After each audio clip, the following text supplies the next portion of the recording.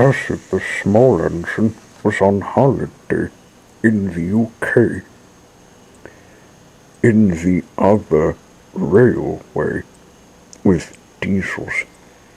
He had a place that wasn't visited from him to nobody's belief. There was a station to town called Chumley. He only stopped at it, but was wishing to see parts of it, even though there were no rails, so he couldn't go on the roads.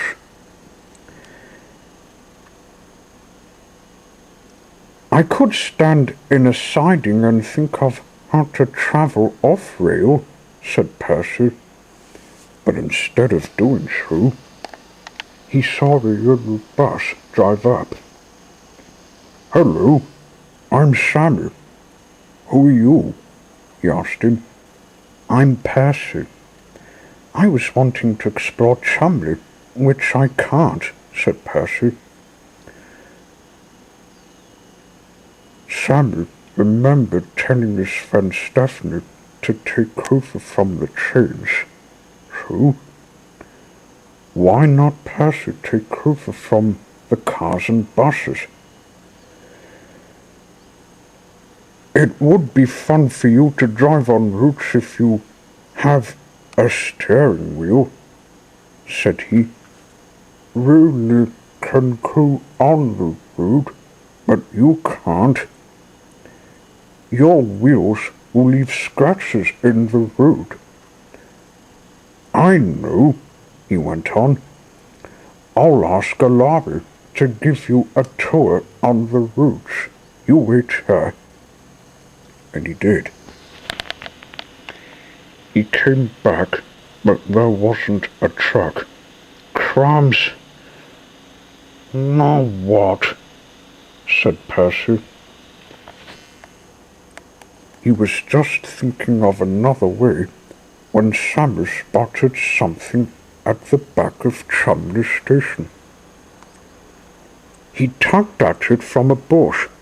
"Careful," warned Percy. Sammy kept on pulling, and rip! The object was rolling free. "What have you done?" began Percy. And he stared. There should certainly not have been a four-wheel trailer, but there was, with rails put on it. "Would this be of help?" Sammy said, to get him to stop staring. "Yes, it will, Sammy," said Percy excitedly. "Do you know what this means? I can go off-railing with your help towing me. You can show me Chumley and perhaps take a photo."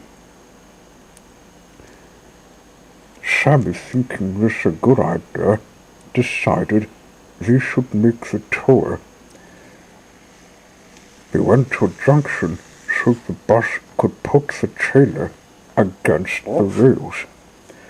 Percy held on to it, and then they started doing the daring travel to the old ruined castle. Only problem was, Sammy was small and Percy was heavy, so he needed another bus to get the trailer to move. Arnold came up. "Oh, good, Arnold. You came at the right moment. You and me need to move Percy to the old ruined castle, so he would know what Chumley is like," said Sammy. "I could give you a wheel, Sammy. I haven't been to the castle for years," said Arnold. "That's because you haven't been asked to visit it all day and more." "Oh, that explains why I haven't been to it. Come on, let's hop the engine. Oh, who is he? That's Percy. I hope you. Pleased to meet you, Arnold. Oh, pleased to meet you, lad. You just reminded me of another double-decker bus, but I'll not get into the detail. Off we go.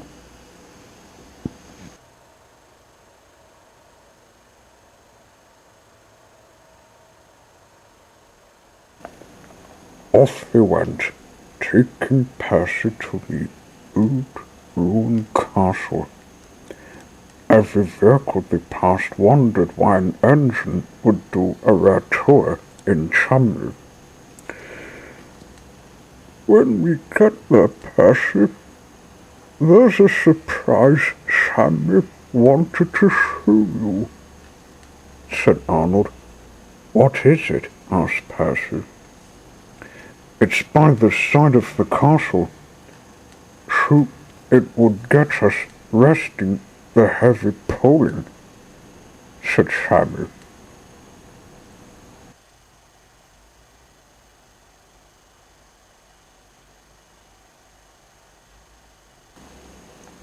When they came to the castle, Percy's driver, who was still on board his engine, got out to make the photo.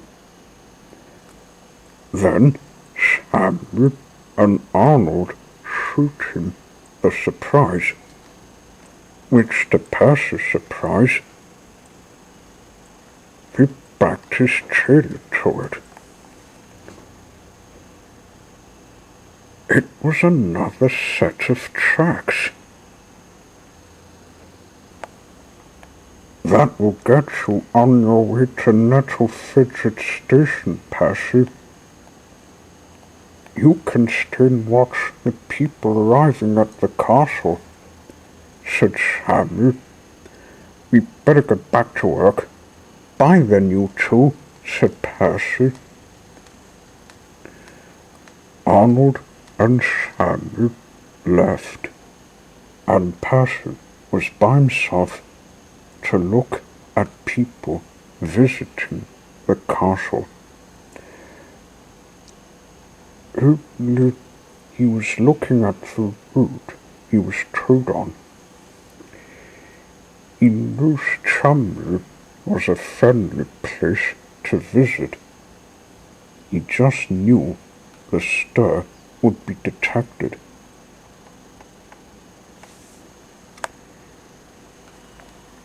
He saw another bus whom he didn't know. It stopped in the car park,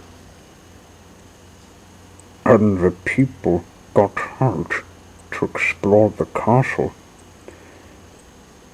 Some even noticed him and said hello. So did the rest.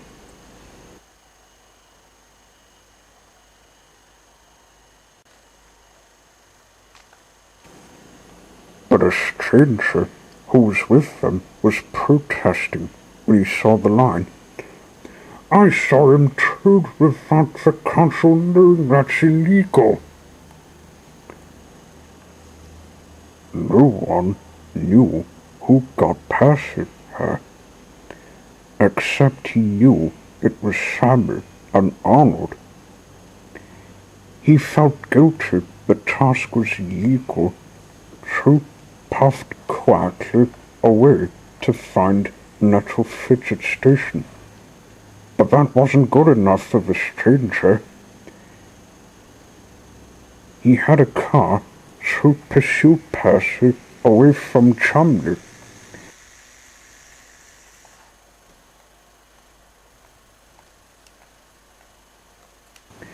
He came to another junction, turned off the main line, over it, then up a hill, but the stranger's car was cruising in. Then Percy came to top woodland, and "No shed! I shan't be caught!" cried Percy. The line goes on still, If we continue the route, we'll find a big railway yard to rest in, said the driver. So Percy continued on. But as he was out of the top woodland, he heard sirens. Police! We really need to find a good place to hide, said Percy. He knew it was the stranger who had arranged the chase.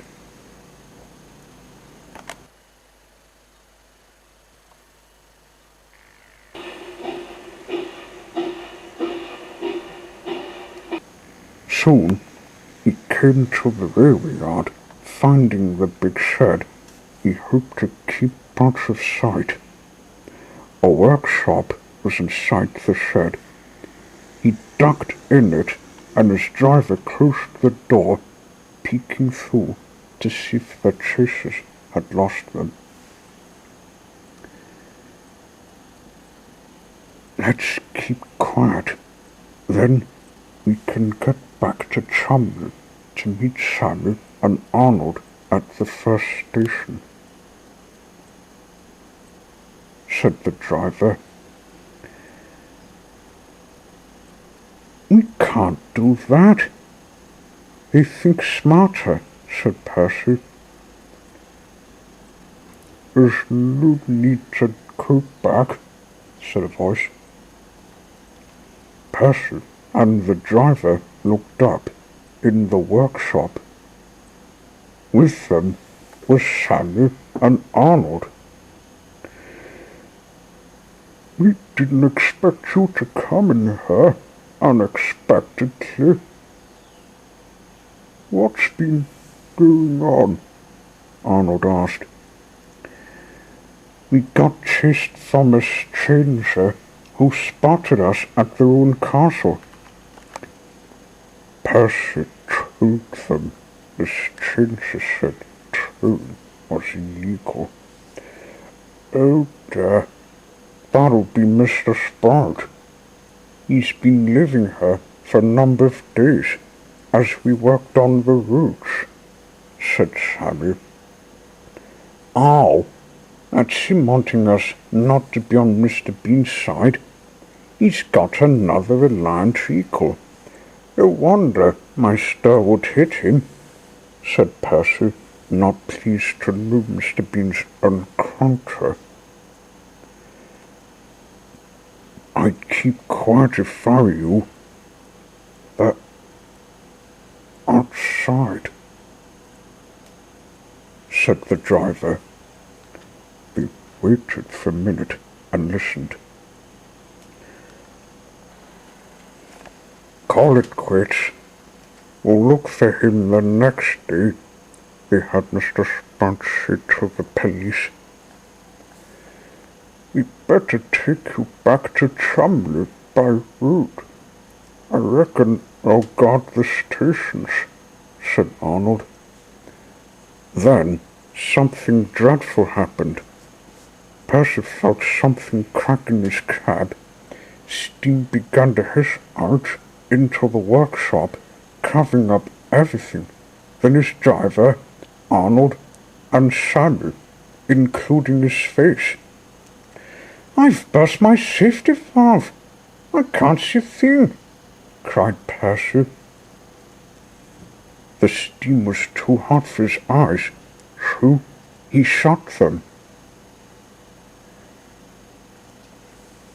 When he opened them again, he found himself with Sammy, a lorry, and a train next to Chumley Station, just as before. It was a dream, exclaimed Percy. What on earth were you dreaming, Percy? I honestly think dreams are not true, asked Sammy. I was towed on a four-wheeled trailer, Sammy, and I got chased after you and Arnold dropped me off at the old Rouen Castle, explained Percy.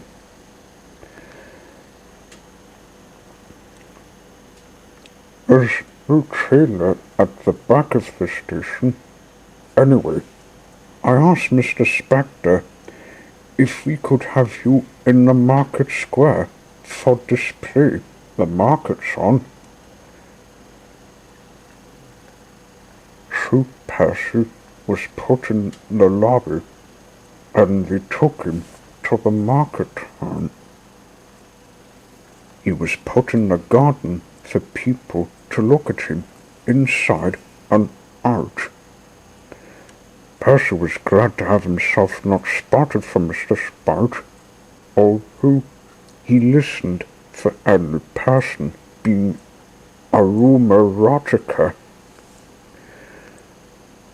When it was time for him to go, Percy told Sammy about what he dreamt.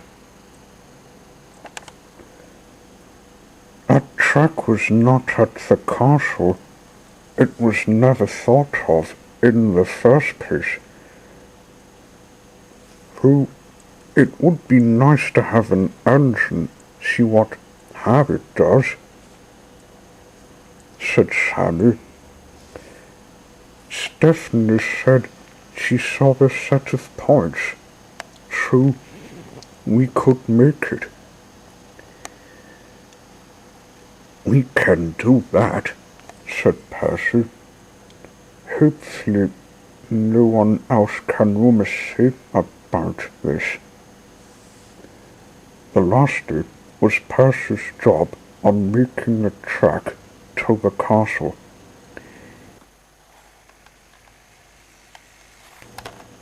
He soon had the first look at the building when arriving at the sight of it. Buses came and went with people looking, and he checked to see if there was any sign of Mr. Spout. As Sammy had said, there was no sign of him. After looking at the Rouen Castle, Percy headed for home. He hoped the other railway wouldn't laugh at his habit of daydreaming, and as for Mr. Spout, he was never seen again except his three-wheeled van with its new owner.